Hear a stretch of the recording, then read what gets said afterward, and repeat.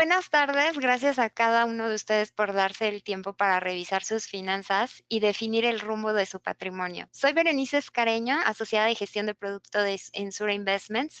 Hoy me acompaña Alejandro Barba, analista senior de asesoría, para conversar sobre nuestra solución estrella, Inversión Pro con patrimonio internacional. Bienvenido, Alex. Hola, Bere, buenas tardes y aprovecho también para saludar a todos los que están conectados y, como bien dices, agradecerles su tiempo y que estén aquí platicando con nosotros. Gracias, Alex. Por favor, si van teniendo dudas a lo largo de la conversación, pueden ir registrándolas en el chat y al final del espacio las revisaremos y trataremos de responder cada una de ellas. Vamos a empezar con, pues, justamente, Alex, en Sura, sabes que somos expertos en ahorro, protección e inversión con más de 80 años de experiencia. Somos un asset manager especializado en integrar asesoría experta y personalizada, con un acompañamiento estratégico y cercano, con un sólido enfoque global y una activa presencia local. Tenemos presencia en 5 países, más de 1,000 colaboradores, más de 100 expertos en inversiones, tenemos más de 26 billones en dólares en activos administrados y 3 líneas de negocio con más de 89,000 clientes.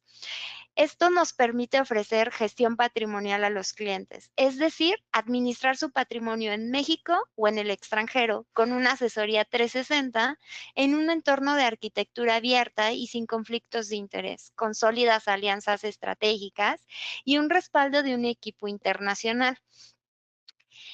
¿Qué te parece si nos explicas qué es el patrimonio y cómo lo hacemos crecer? ¿Qué está pasando hoy en América Latina y en México, que está llevando a las familias a pensar en su patrimonio más allá de las fronteras locales? Con gusto, Bere. Y aquí, pues primero como para definir el concepto de patrimonio de manera general y sin ninguna complejidad, pues patrimonio nos referimos a todo lo que hemos construido a lo largo de nuestra vida. Esto incluye propiedades, ahorros, inversiones y todo aquello pues de valor que poseemos, ¿no? Eh, Cuando pensamos en patrimonio, casi por instinto, lo que se nos viene a la mente muchas veces es la palabra de dinero, ¿no? Y esto pues tiene validez, pero a su vez si ya nos detenemos un momento y nos preguntamos qué es lo que estamos buscando realmente cuando construimos un patrimonio a lo largo de los años, la respuesta muchas veces no es el número, ¿no? La respuesta casi siempre es una palabra y esa palabra es tranquilidad. ¿No? Tranquilidad de saber que pase lo que pase en un país, en una moneda, en una economía, es decir, el esfuerzo que hemos hecho toda una vida tiene una capa más de protección, ¿no? Incluso tranquilidad también de saber que si los hijos quieren estudiar fuera de casa, si necesitamos atención médica en otro país o simplemente queremos jubilarnos con la confianza de que no vamos a tener que estar con los trámites en el último momento, pues todas estas decisiones ya se consideran o se podrían considerar en la estructura de un patrimonio, de un plan patrimonial, ¿no? Ahora, en las siguientes slides, como bien mencionabas en la pregunta, Veré, vamos a hablar de cómo se está estructurando el patrimonio tanto en la región, hablando de Latinoamérica, y también cómo se está llevando a cabo esa evolución en México, ¿no? Y para tener un poco de perspectiva, eh, hoy aproximadamente una cuarta parte de toda la riqueza financiera de Latinoamérica está invertida fuera de la región, ¿no? En palabras simples, de cada 4 pesos, para dar un ejemplo, uno se encuentra custodiado en otra jurisdicción, ¿no? Es decir, en el extranjero. Y esto viene como consecuencia o la aceleración de este efecto, Bere, se da después de la pandemia, ¿no? Esta tendencia se aceleró significativamente porque durante ese evento cambiaron las prioridades de la familia, ¿no? Sabemos que cambió la forma de trabajar, e incluso para todos nosotros cambió la percepción de riesgo a nivel mundial, ¿no? Es decir, la forma en que veíamos el mundo antes y después de la pandemia. Yo creo que la pandemia pues nos dejó una lección clara y esta lección enfocándola a temas patrimoniales es de que concentrar toda la riqueza en un solo país podría representar una debilidad importante, ¿no? También yo creo que no está de más mencionar que la incertidumbre que ocasionó ese evento también hizo pensar o replantear a muchas familias cómo y dónde preservar su patrimonio, ¿no? Y esto, pues, este cambio o la evolución en el pensamiento impulsó sí, una mayor diversificación geográfica y también en cuestiones de moneda, ¿no? Ahora, si ustedes observan en el slide, existen algunos factores que se han observado de manera recurrente en mercados emergentes y particularmente en Latinoamérica, que adicional a lo que yo les platicaba, también han impulsado esta tendencia que se está observando, ¿no? El primer factor es la inestabilidad política y como todos hemos visto y conocemos, los ciclos electorales de cada país pueden venir acompañados de cambios importantes tanto en el rumbo económico como en el ámbito regulatorio, ¿no? Y estos cambios al final generan incertidumbre de cara al largo plazo. Para muchas familias, actualmente estos cambios de reglas, incluso cuando son inesperados, pues han sido una señal clara para diversificar fuera de la región, ya no, y que ya no sea como una opción, ¿no? Sino que sea parte ya de una estrategia de largo plazo de preservación de capital. Otro factor que estamos identificando es la incertidumbre regulatoria. Y esto básicamente se refiere a cambios en temas tributarios, a cambios en reformas laborales, incluso en cuanto a temas de inversión, ¿no? Estos cambios también eh, pueden afectar la percepción de que las condiciones con las que se ha construido el patrimonio que tenemos no podrían ser las mismas para los próximos 5, 10, 15 años, ¿no? Otro factor importante es la volatilidad cambiaria y esta está relacionada con que históricamente las monedas en Latinoamérica pueden presentar movimientos importantes frente al dólar, ¿no? Como ustedes han visto, hay periodos de fortaleza, pero también episodios de debilidad importantes en cada moneda. Y el último, no menos importante, es el factor de presión fiscal. También en varias regiones, en varios países de la región, mejor dicho, los gobiernos cada vez están enfrentando a mayores necesidades tanto de gasto como de financiamiento. Y esto, con el paso de tiempo, pues puede traducirse en ajustes fiscales, es decir, la creación de nuevos impuestos o hacer cambios en los que ya existen, ¿no? Otro punto relevante, y yo creo que incluso más importante que enfocarnos únicamente en estos factores de presión que les estoy platicando, es entender qué es lo que están buscando hoy las familias, ¿no? Es decir, las conversaciones ya no solamente están girando en torno a dónde, o en torno a la pregunta más bien de dónde invertir, sino ya construir un patrimonio más resistente y que esté preparado para el futuro, ¿no? Aquí, precisamente estas prioridades, que son las que ven de su lado derecho, pues están muy relacionadas con los temas que ya les platiqué, ¿no? Primero, eh, están buscando acceso a mercados globales, con esto poder diversificar más allá de fronteras, invertir en distintas geografías, en distintas monedas y en distintos activos internacionales. Segundo, y yo creo que es un tema que a todos nos preocupa, tanto localmente como a nivel internacional para este tipo de casos, es la protección del poder adquisitivo, ¿no? Es decir, preservar el valor de nuestro patrimonio frente a cambios en inflación, frente a movimientos de tipo de cambio o posibles cambios fiscales que les platicaba, ¿no? Es decir, en cuestión de impuestos. Y el último punto, y que ha tomado cada vez más tracción también, es que las familias están buscando contar con estructuras que faciliten esta planeación tanto en temas de sucesión como en temas de movilidad familiar, ¿no? Y esto especialmente cuando las siguientes generaciones ya podrían tanto estudiar, vivir o trabajar fuera del país. Para cerrar esta slide, Bere, yo creo que aquí el mensaje importante es que el patrimonio, además de pensarse localmente, ya se está empezando a incorporar y de forma complementaria un panorama a nivel global, ¿no? Yo quiero ser claro aquí porque esto que les platico no significa que tenemos que salir de México, ¿no? Que nuestro dinero debe de salir de México ni desconfiar de lo que tenemos localmente, ¿no? Simplemente que tanto la mentalidad y las necesidades familiares pues han estado evolucionando a través del tiempo. Y un punto relevante, Veré, es que dentro de esta migración que vemos de recursos dentro de la región, es que Miami se ha convertido en un receptor importante de patrimonio latinoamericano, ¿no? Y esto no solamente es por su cercanía geográfica, sino también porque está combinando varios factores que tienen un efecto pues al mismo tiempo, por así decirlo, ¿no? El primero, pues te da acceso al sistema financiero en Estados Unidos. El segundo es que te permite tener activos en dólares duros.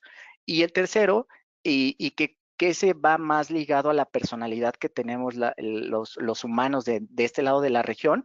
Miami se ha caracterizado por tener una fuerte afinidad cultural con Latinoamérica. Oye, Alex, qué interesante esto que nos cuentas. Por esto que comentas, deduzco que invertir en el extranjero ha pasado de ser una moda a una necesidad. Eh, sí, Veré, y más que una moda, justamente como lo platicamos, se está volviendo una decisión estructural de largo plazo, ¿no? Y lo que ustedes ahora observan en este slide es que si observamos ya directamente o hablamos directamente de México, también está reflejando esta transformación que vimos o que platicamos de Latinoamérica, aunque con características propias que a lo mejor vale la pena comentar aquí con nuestro auditorio, ¿no? El primero de ellos yo te podría decir que las familias patrimoniales mexicanas también están viviendo una evolución en la forma de estructurar su patrimonio. Hace algunos años, mantener activos en eh, dólares o incluso tener instrumentos o inversiones fuera del país, solía percibirse como una decisión defensiva, ¿no? Es decir, como una especie de respaldo pensado para momentos de incertidumbre o episodios específicos de volatilidad. Si ustedes observan, de acuerdo con cifras recientes, los mexicanos mantienen más de 200,000 millones de dólares en patrimonio invertido fuera del país.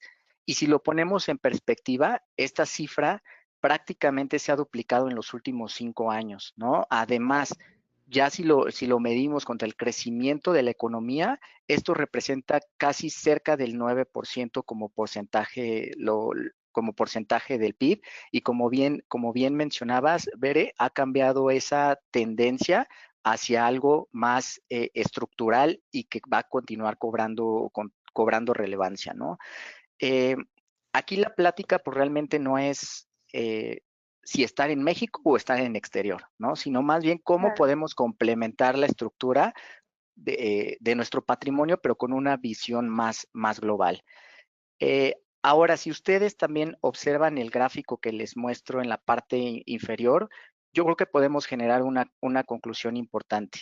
Ya se los había anticipado un poco, pero Estados Unidos se ha consolidado como el destino predominante para el patrimonio internacional de las familias mexicanas, ¿no? Y si también observan, centros financieros tradicionales, como suelen ser los centros europeos o los centros suizos, incluso los centros financieros asiáticos, han ido perdiendo relevancia, ¿no? Y esto, ¿por qué Estados Unidos ha destacado? Y yo creo que hay aquí, podemos responder esta pregunta por puntos de vista, ¿no? El primero es destacar completamente la profundidad que tiene el mercado financiero estadounidense, ¿no?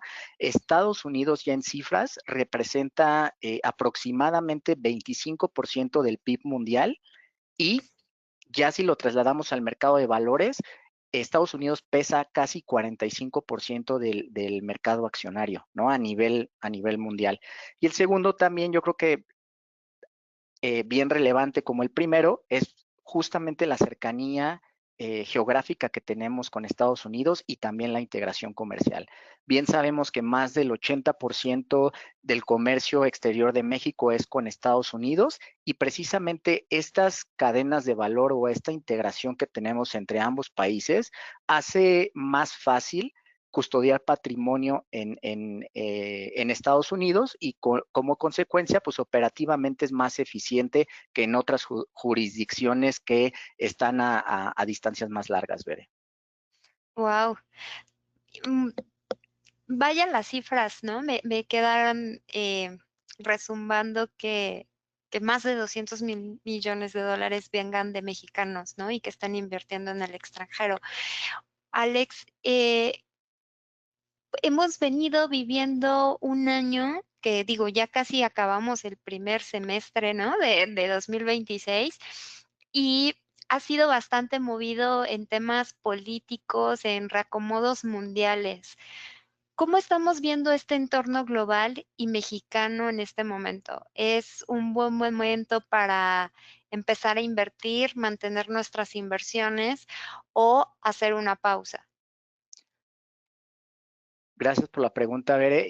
Yo creo que con los próximos dos bloques vamos a ir dando respuesta a esa pregunta que tú haces, ¿no? Pero antes de entrar de lleno, yo creo que sería bueno darles un breve contexto a nuestro auditorio de lo que está sucediendo, hablando en términos de mercado, ¿no? Si yo pudiera o si nosotros pudiéramos definir como compañía qué está sucediendo actualmente o a mediados de este 2026, podríamos definirlo como que el mundo sigue creciendo. Es claro que está creciendo a un ritmo ligeramente menor que en años pasados, pero que todavía hay oportunidades hacia adelante, ¿no? Esto sin dejar de lado, pues que también hay retos importantes tanto a nivel internacional como a nivel local, ¿no? En este preciso momento estamos en un escenario con mucho ruido e incertidumbre, perdón, alrededor de distintos temas, llámese económicos, políticos o de mercado, ¿no? Y hoy más que nunca es importante, una, mantenernos pues bien informados y otra, tomar decisiones de inversión o con una visión de largo plazo, ¿no? Ahora, eh, como ustedes lo saben, el foco principal de las conversaciones a la mitad del año es el conflicto en Medio Oriente, ¿no? El primer semestre ha estado marcado por volatilidad derivada de este conflicto y ha tenido efectos colaterales en algunos indicadores macroeconómicos, ¿no? O por lo menos se empiezan a ver algunos efectos en algunos indicadores macro. Antes de platicarles estos efectos, también mencionarles que el mes de marzo fue el mes donde se sintió la caída más fuerte derivado de este conflicto, pero hacia el mes de abril y lo que llevamos del mayo, lo que hemos visto ya es un desescalamiento parcial del conflicto. Esto no significa que haya terminado, pero sí están sobre la mesa pláticas constantes para poder terminar o poner eh, un fin al conflicto entre Estados Unidos e Irán, ¿no? Hoy por la mañana, de hecho, se anunciaba una extensión de la tregua por 60 días, está todavía en aprobación, pero lo que yo les transmito es que ya hay disposición, al parecer, de ambas partes por poner fin al conflicto, ¿no?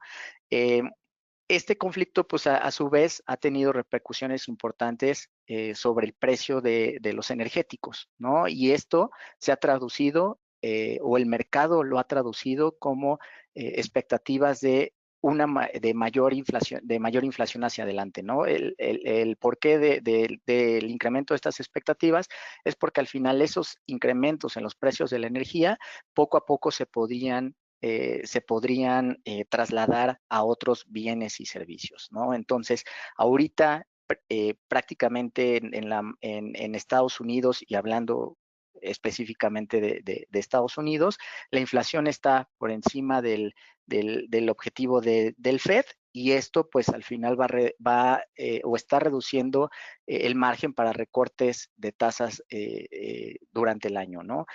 Estos son los riesgos que tenemos a la vista, pero no quiero destacar también que a pesar de todo este ruido, como lo mencionaba Bere, existen factores estructurales que nos dan una visión optimista para los próximos meses, ¿no?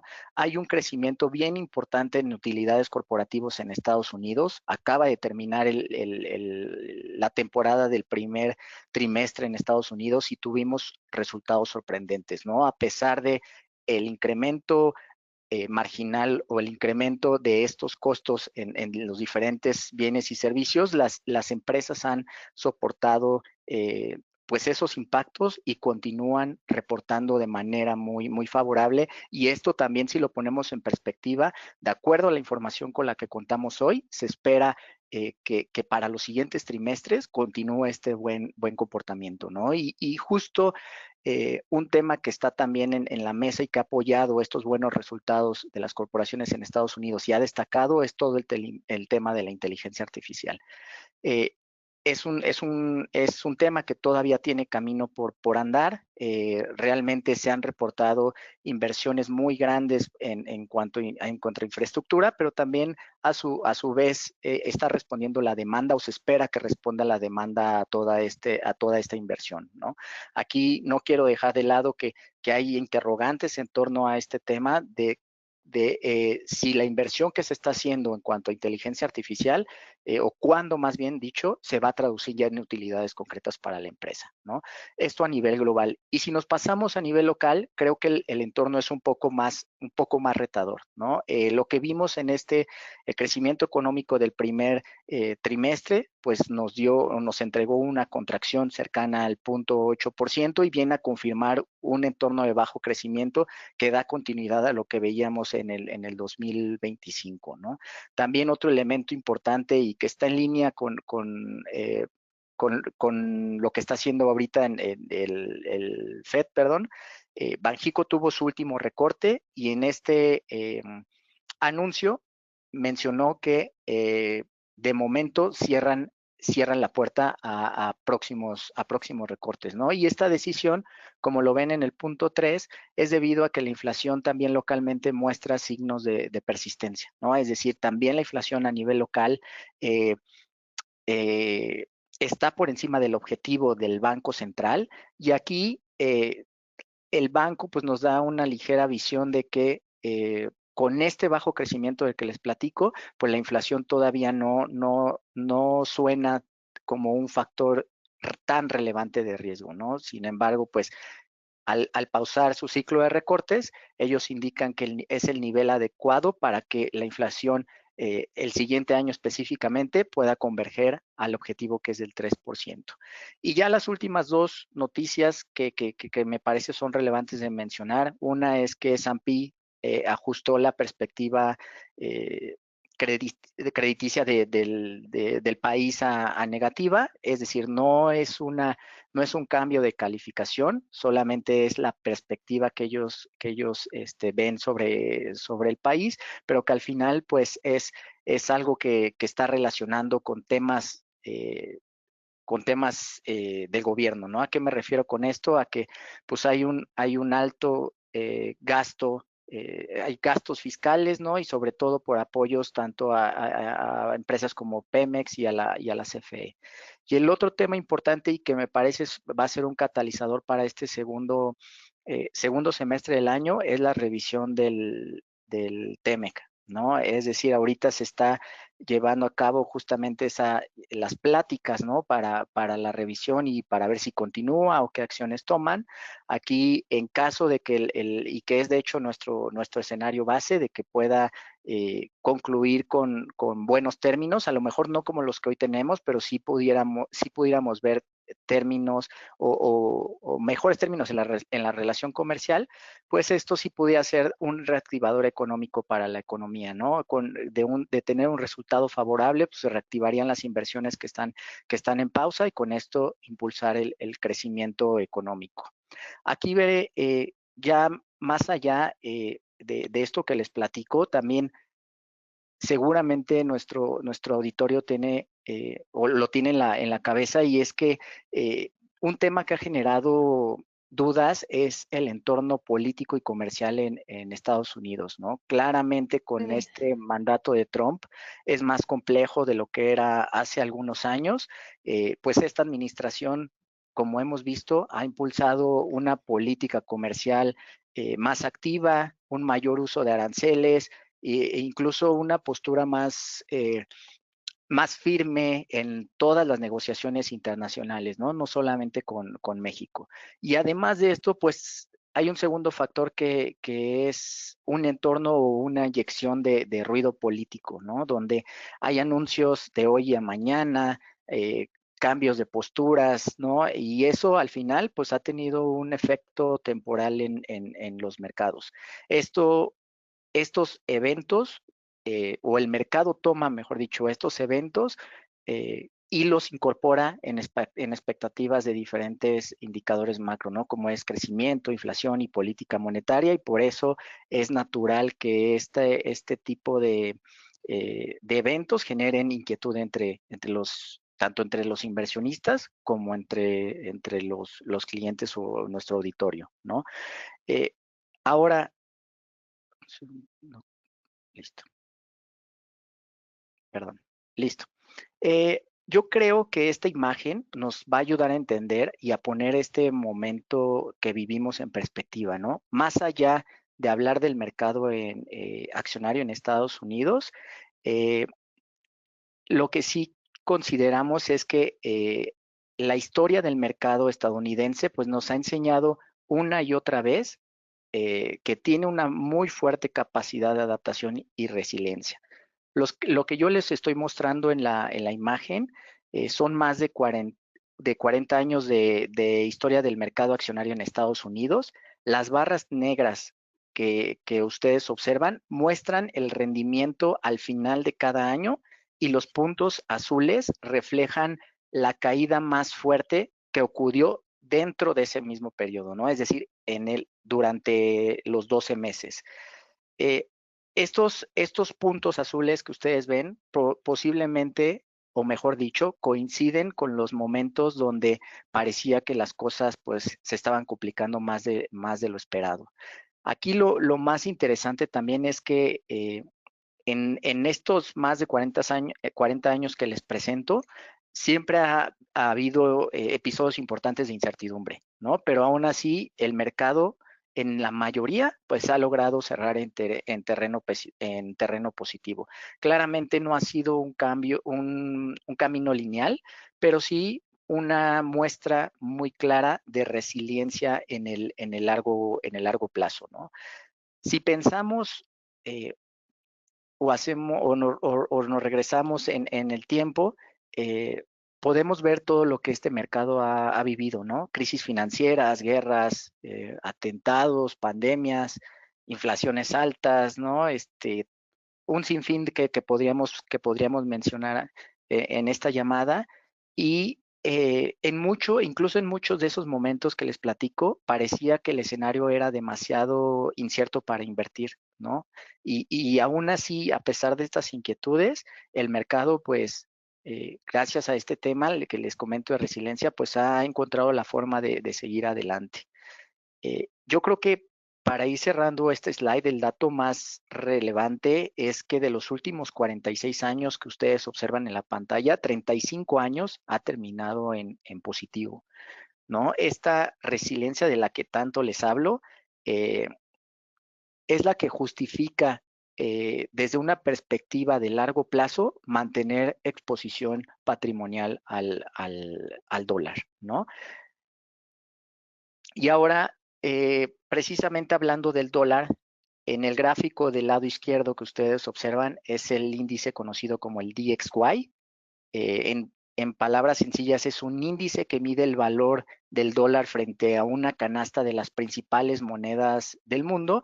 Y lo que es claro ahí al final del gráfico es que ha mostrado una importante debilidad en los últimos 12 meses, ¿no? Y para dimensionarlo un poquito, este índice sí, el valor del dólar frente a esta canasta de monedas, el año pasado cayó cerca del 10%, ¿no? Y seguramente se viene la pregunta de por qué el dólar se ha debilitado, por qué hemos visto esta debilidad recientemente, ¿no? Yo creo que primero uno de los elementos es tema de crecimiento económico, ¿no? Porque durante varios años, y ahí lo podemos más o menos ver desde el 2010 hasta hace un par de años, Estados Unidos crecía más rápido que algunas otras economías desarrolladas y esto a su vez trajo tanto inversión y como consecuencia fortaleció el dólar, ¿no?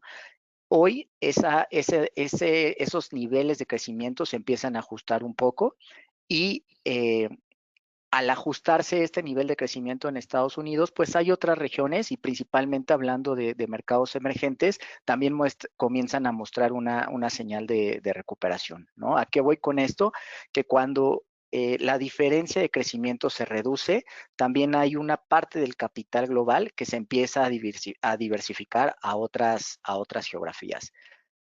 El segundo punto, y es relevante, es todo lo relacionado a los temas fiscales en Estados Unidos, ¿no? Estados Unidos es conocido por tener un déficit fiscal muy elevado y cada vez sus niveles de deuda son más crecientes, ¿no? Esto a lo mejor de corto plazo no significa un problema, pero sí el mercado pues se cuestiona de cuál es el rendimiento adicional que tendrían que exigir para mantener sus activos denominados en dólares, ¿no? Y el tercer punto, y que va muy de la mano con lo que también ya les platicaba, es toda la incertidumbre de política económica y comercial que hemos visto en este mandato de Trump, ¿no? Hemos visto un mayor ruido en torno de aranceles, de negociaciones comerciales, de decisiones de política económica, y pues cuando aumenta la incertidumbre, naturalmente algunos inversionistas prefieren diversificar exposición fuera de Estados Unidos y esto puede restar algo de fortaleza al dólar, ¿no? Ahora, estos elementos son algunos, claramente no son todos, pero que podrían explicar la debilidad del dólar que hemos visto prácticamente estos año y medio, este último año y medio. Y si bien existe esta debilidad, eh, en la divisa, realmente el rol estructural perdón, del dólar como parte elemental del sistema financiero no ha cambiado mucho, ¿no? Ahora vamos a analizar el gráfico que ustedes observan del lado derecho y ahí en el primer renglón pueden observar que más de la mitad de las reservas internacionales de los bancos centrales siguen estando en dólares, ¿no? En el segundo renglón también podemos confirmar que el dólar aún es la principal moneda para pagos internacionales. Cerca de la mitad de las transacciones globales se realizan en dólares, incluso cuando Estados Unidos no participa directamente en la operación, ¿no? También destacar que el dólar sigue actuando como puente. Si así, por así decirlo, en el sistema financiero global, se estima que 9 de cada 10 operaciones cambiarias en el mundo involucran dólares y el último punto es más cercano a nuestra región, ¿no? Realmente la mayoría del comercio se factura en dólares y aquí veré, pues una empresa mexicana vemos que puede venderle ya sea a países como Brasil, Colombia o algún otro, y ahí la transacción suele pactarse en dólares. Tiene bastante peso el dólar. Ya nos contabas cómo se ha comportado el mercado estadounidense y cómo en momentos de crisis siempre sale adelante, ¿no? Siempre ha tenido positivos. Pero, ¿qué pasa con el peso? O sea, ¿qué es lo que realmente mueve al peso frente al dólar? Porque a veces parece que se mueve por noticias, otras por decisiones del Banco Central, otras por temas internacionales. ¿Hay forma de poner orden en eso? Sí, Bere, y es una muy buena pregunta. Como tú bien mencionas, muchas veces el tipo de cambio parece moverse pues de forma muy rara, difícil de comprender e incluso pues es una de las variables más impredecibles, ¿no? Lo que ustedes observan en el slide son algunos factores, porque no son todos, que impactan en el comportamiento del tipo de cambio. El primer factor, probablemente que ustedes observan, que es el diferencial de tasas, es el más importante en el corto plazo, ¿no? Esto se refiere a la diferencia de tasas de interés que existe entre México y Estados Unidos. Eh, Hoy México pues mantiene tasas más altas que la Reserva Federal en Estados Unidos, y esa diferencia pues ha sido uno de los principales apoyos del peso y que le ha dado fortaleza en este inicio de año, ¿no? Es decir, si un inversionista puede obtener un mayor rendimiento invirtiendo en México que en Estados Unidos, pues ahí existe un incentivo para traer parte de ese capital a pesos. Un segundo factor pues son los flujos de dólares, y esto principalmente a través del comercio y de las remesas.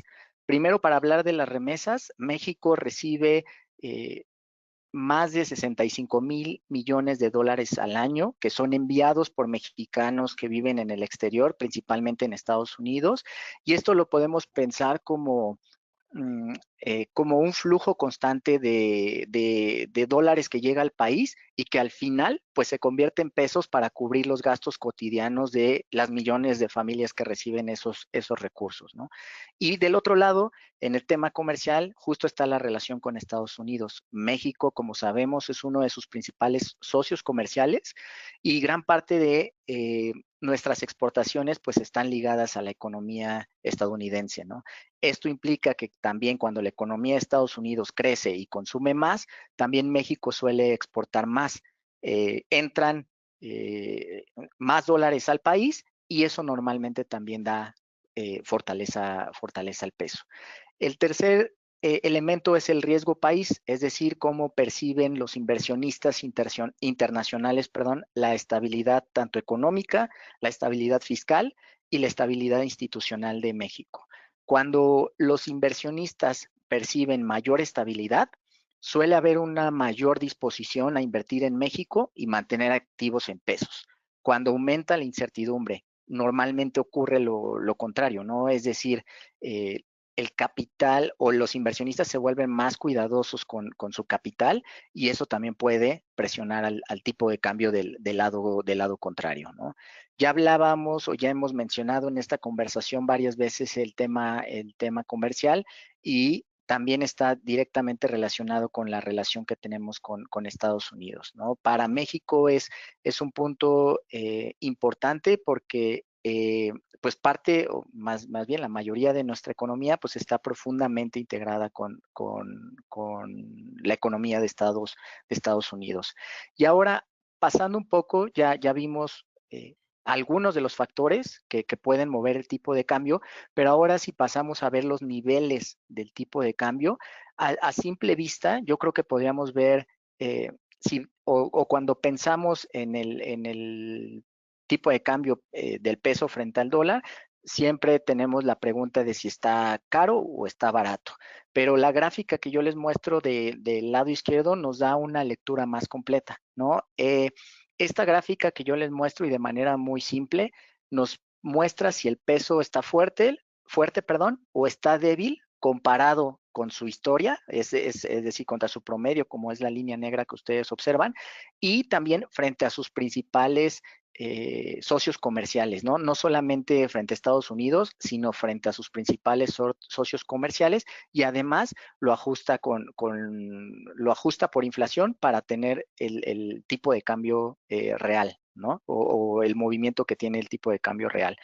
Lo que a mí me gustaría transmitirles es que cuando el índice está por encima de ese promedio, normalmente significa que el peso está relativamente fuerte, como lo hemos visto este inicio de año, y cuando está por debajo está más débil, ¿no? En conclusión de esta gráfica, nos muestra que el peso se encuentra en niveles relativamente fuertes comparados contra su promedio en su promedio histórico.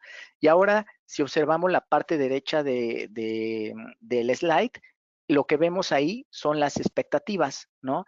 El día de hoy el tipo de cambio en la mañana andaba en niveles cercanos a 17.30, 17.33 pesos de dólar y nosotros seguimos una encuesta de analistas, ¿no? Es decir, el consenso de mercado, pero lo que ustedes pueden ver en la pantalla es que tanto para el cierre del 2026 como del 2027, el mercado está esperando una depreciación del tipo de cambio, ¿no? Es decir, que termine en niveles cercanos este año a 18 pesos y para el 2027 a 18.58.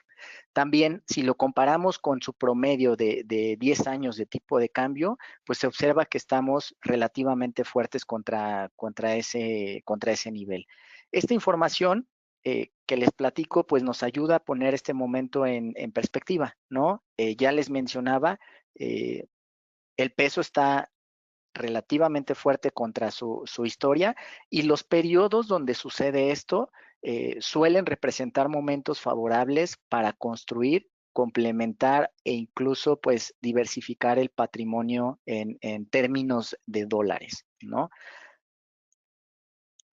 Ahora, simplemente este slide la traigo para pues hacer un poco más de énfasis de cómo se comportan los diferentes monedas en episodios de estrés, ¿no? Cuando el mundo atraviesa episodios de estrés como crisis financieras, eventos geopolíticos, etcétera, el peso mexicano suele depreciarse de manera eh, rápida, ¿no? Ahí, si ustedes observan el COVID en marzo, vimos casi una depreciación del 25% que ocurrió en semanas y caso contrario, históricamente el dólar tendió a fortalecerse frente al peso, ¿no? Y esto no significa o no es porque Estados Unidos esté exento de problemas o de temas internos, sino porque en escenarios de incertidumbre el capital que se maneja a nivel global tiende a buscar activos tanto de mayor liquidez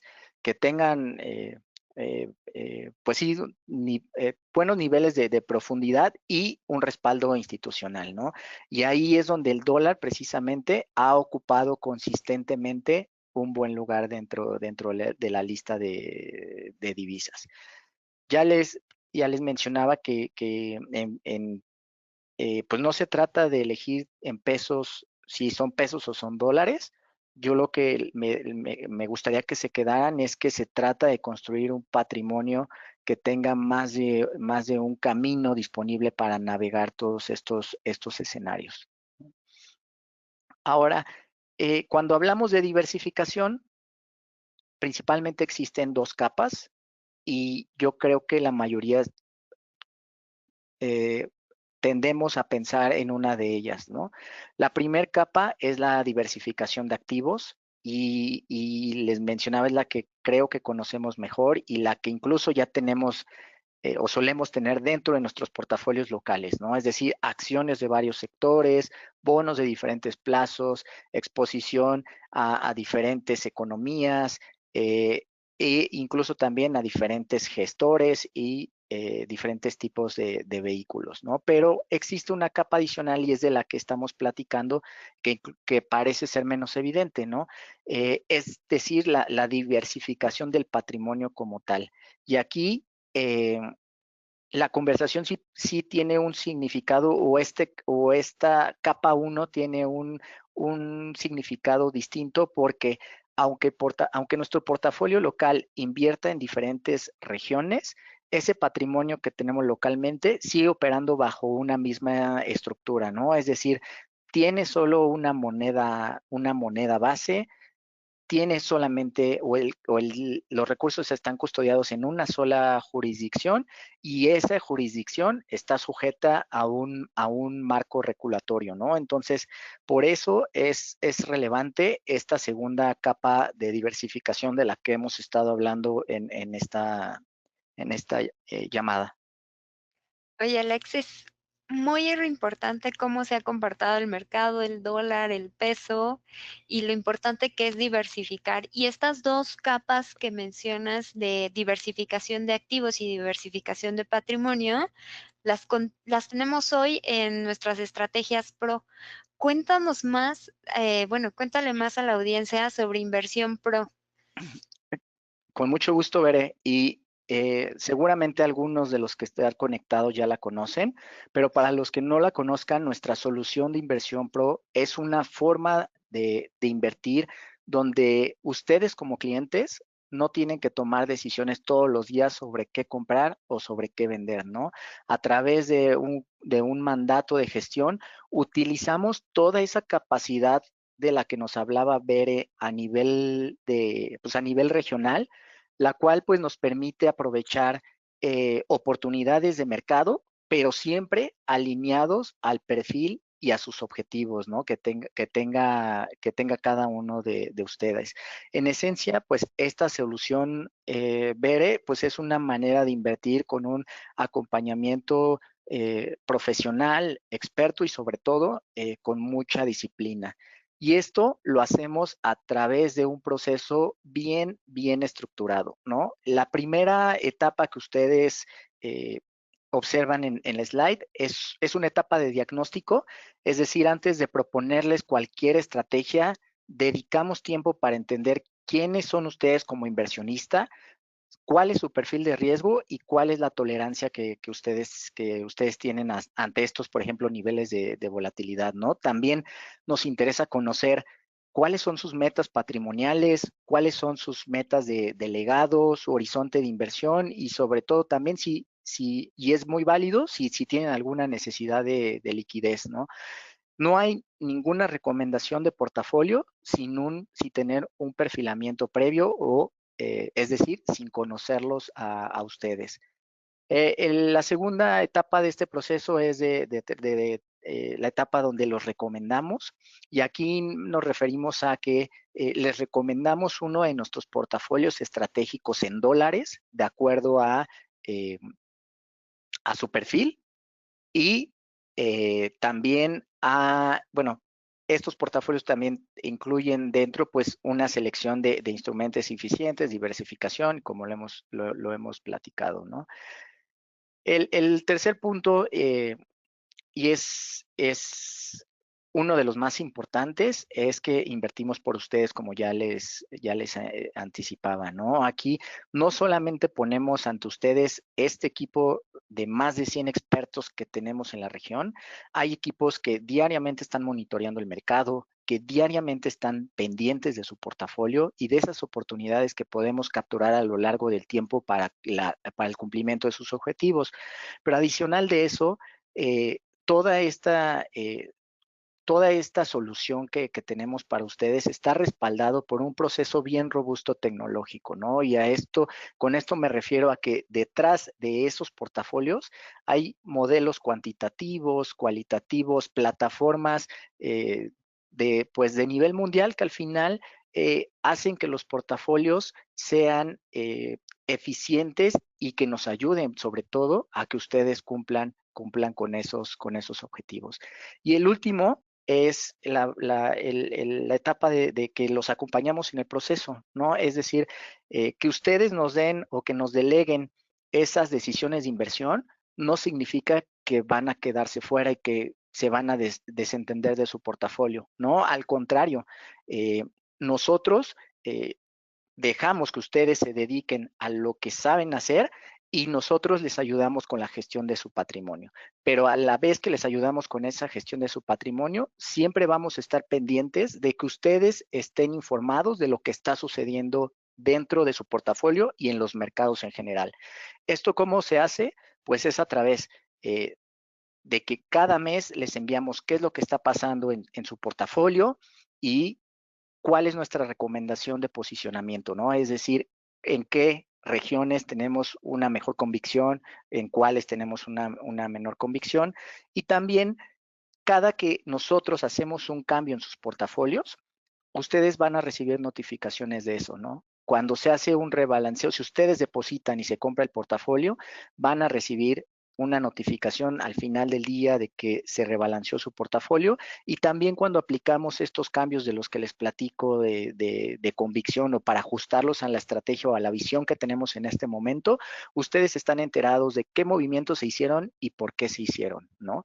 No está de más también mencionarles, Bere, aquí a nuestro auditorio, que tienen acceso a foros como este, tanto en línea como eventos presenciales, ¿no? Entonces, esta solución está acompañada de un ecosistema muy completo de información, el cual el objetivo, pues más que ustedes nos deleguen, como les mencionaba, es estar cerca de ustedes. Ahora, en esta slide, lo que usted ve precisamente son los 9 portafolios que tenemos en dólares bajo esta solución de patrimonio internacional. Hay 3 portafolios que son conservadores, una estrategia de liquidez, una estrategia de deuda de corto plazo y una estrategia de deuda que ahí va más a mediano plazo. Y a partir de allí podemos empezar a incorporar renta variable, mientras su perfil y horizonte lo permitan, ¿no? Como todos sabemos, en la medida en que incrementemos o que asumamos un mayor nivel de riesgo en el portafolio que seleccionemos, también aspiramos a tener mejores retornos en el largo plazo. Y por último, pero no menos importante, yo les mencionaba al inicio de la llamada que las familias están preocupadas justamente por tener ahí estructuras más eficientes, ¿no? Y así como el mercado financiero ha evolucionado, también lo han hecho los instrumentos con los que se pueden componer los portafolios. Y para platicarles de manera muy general, esto lo podemos ver más a detalle con cada uno de nuestros asesores, pero los instrumentos que implementamos dentro de esta solución tienen un tratamiento fiscal más eficiente frente a otros instrumentos, y considerando que nosotros pues no somos, más bien somos inversionistas no residentes en Estados Unidos, ¿no? Uno de ellos y un beneficio muy concreto que tienen ustedes es justo en tema de impuestos a la herencia, ¿no? Es la implementación del portafolio bajo estos instrumentos elimina ese riesgo del portafolio, es decir, en caso de que suceda el evento, no hay ningún gravamen por concepto de herencia del patrimonio. Y el segundo, también bien relevante y que tiene un impacto directo sobre sus rendimientos, es que estos instrumentos no distribuyen un dividendo. Es decir, no distribuyen, pero de cara a nuestros clientes, ¿no? Sí lo hacen, pero lo capitalizan dentro del mismo instrumento. En palabras simples, esta reinversión de ese dividendo dentro del mismo instrumento hace magia pues con el interés compuesto, ¿no? A través de esta reinversión y de forma automática, uno hace más eficiente la operatividad de los portafolios, y sobre todo que en el largo plazo esa reinversión de dividendo tiene o exponencia el rendimiento en sí de la región donde estamos participando. Esto, Bere, pues yo creo que es lo más relevante de nuestra solución. Como bien mencionabas, no solamente tenemos esta solución de patrimonio internacional, también tenemos los portafolios que mencionabas en pesos, y te regreso la palabra por si gustas darle algunos mensajes puntuales a nuestro auditorio, por favor. Gracias, Alex. Muy interesante todo lo que nos has compartido en este espacio. Me quedo con estas ideas principales. Pensar en el patrimonio internacionalmente no es desconfiar de lo local, es buscar tranquilidad estructural para aquello que construimos con nuestro trabajo a lo largo de toda la vida. El dólar y la diversificación patrimonial no son una apuesta de coyuntura, son una decisión estructural que ha respondido en los momentos que más importan. Ya veíamos ahí el tema de las pandemias, las guerras. Detrás de cada portafolio internacional bien construido, Ensura esta inversión pro. que es un ecosistema con procesos, equipos expertos, metodología, filosofía, que permite acceder a los clientes a estos portafolios diversificados en instrumentos, regiones, con eficiencia fiscal, además desde $250,000 y sin salir del país. Eso es un súper beneficio. Mira, voy a revisar si hay algunas preguntas en el chat. Hasta el momento no veo ninguna. Y por aras del tiempo, me parece que hasta aquí estaríamos cerrando este foro. Y pues recordarles a la audiencia, en Sura Investments administramos tu patrimonio en México o en el extranjero. Y si quieren tener una asesoría, por favor déjenos sus datos, acérquense con su asesor. Lo más importante es definir juntos la mejor estrategia de inversión de acuerdo a sus propósitos patrimoniales. Gracias por este espacio y a ti, Alex, por compartirnos esta valiosa información. Hasta la próxima. Gracias, Bere, y gracias a todos los que se conectaron. Muy buena tarde. Buenas tardes.